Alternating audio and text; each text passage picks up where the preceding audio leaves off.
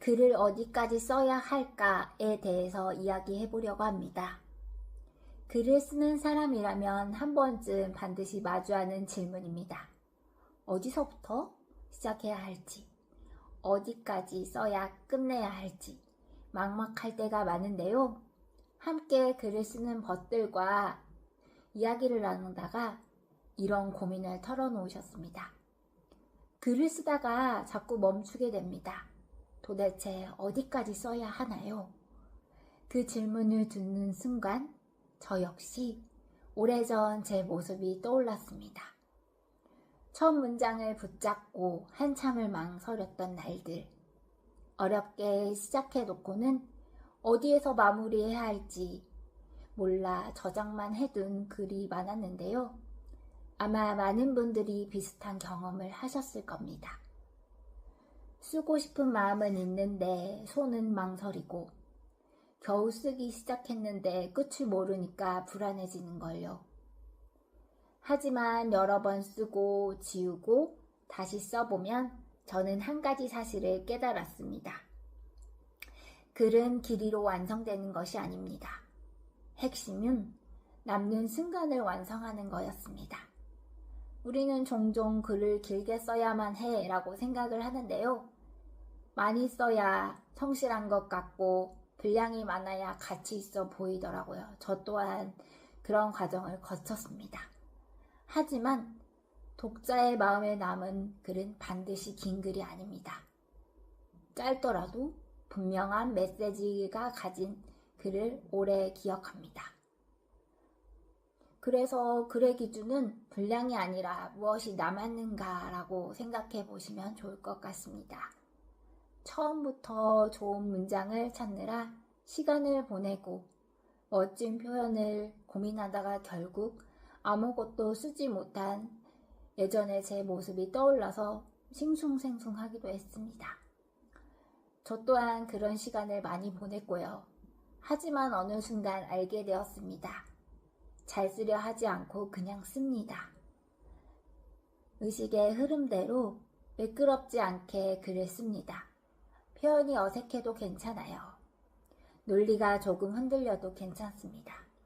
중요한 건 생각을 종이 위에, 화면 위에 꺼내놓는 일이라고 생각합니다. 머릿속에 있는 생각은 계속 흐릿한데요. 하지만 쓰는 순간 형태를 갖기 시작합니다. 비로소 내가 무엇을 고민하고 있는지, 어디로 가고 싶은지 보이기 때문입니다. 그리고 그 다음에 우리는 비로소 글을 다듬기 시작합니다. 저는 초고를 쓴 뒤 늘 질문합니다. 내가 정말 하고 싶은 말이 무엇이지? 이 질문은 매우 중요한데요. 왜냐하면 많은 글이 길을 잇는 이유가 문장이 부족해서가 아니라 핵심이 불분명하기 때문입니다. 하고 싶은 말이 선명해지면 글은 자연스럽게 방향을 찾습니다. 하지만 핵심이 흐리면 아무리 화려한 문장을 써도 흔들리게 되어 있습니다. 그래서 문단 하나하나를 점검합니다. 이 문장은 꼭 필요한지, 이 문단은 중심을 향해 가고 있는지, 같은 말을 반복하고 있는지는 아닌지, 독자에게 필요한 과정인지 천천히 읽어봅니다. 불필요한 문장을 덜어내고 흐릿한 표현도 또렷하게 바꾸고 흩어진 생각을 하나의 줄기로 모아서 씁니다. 글을 쓰는 순간은 고치는 순간보다 더 좋아집니다. 저는 이 과정을 자주 김치찌개에 비유합니다. 김치찌개를 끓인다고 생각해 봅시다. 보글보글 끓고 있어요. 근데 내가 좋아하는 재료를 다 넣었다고 상상해 보세요. 햄도 넣고 참치도 넣고 두부도 넣고 라면도 넣고 치즈도 넣고 그 외의 모든 것들을 다 넣었다고 생각합니다. 처음에는 풍성해 보일 거예요. 하지만 결과는 어떨까요? 김치찌개의 깊은 맛은 사라지고 정체를 알 수 없는 잡탕이 될 수 있습니다. 글도 같다고 생각합니다. 하고 싶은 말을 전부 넣고 싶어지는 저의 욕심. 하지만 다 담으려고 한 그릇에 넣으면 넣을수록 점점 글은 산으로 갑니다. 그래서 글쓰기에 필요한 점은 더하기보다 빼기라고 생각합니다. 무엇을 넣을까 보다 무엇을 덜어낼까를 고민해야 합니다. 핵심 주제는 집중할 때 글에 힘을 얻습니다. 독자는 무엇을 읽는지 기억하게 됩니다. 글이 막힐 때 스스로 2가지 질문을 던져보길 추천해드리고 싶어요. 첫째, 이 글에서 내가 정말 하고 싶은 말이 무엇인지. 둘째, 이 문장의 핵심을 강화하고 있는지를 한번 질문을 던져보시길 추천드리고 싶습니다. 이 2 질문은 글의 나침반이 되어줍니다. 방향을 잃었거나 다시 중심으로 돌아오게 하고 쓸데없이 길어진 글을 정리하게 해줍니다.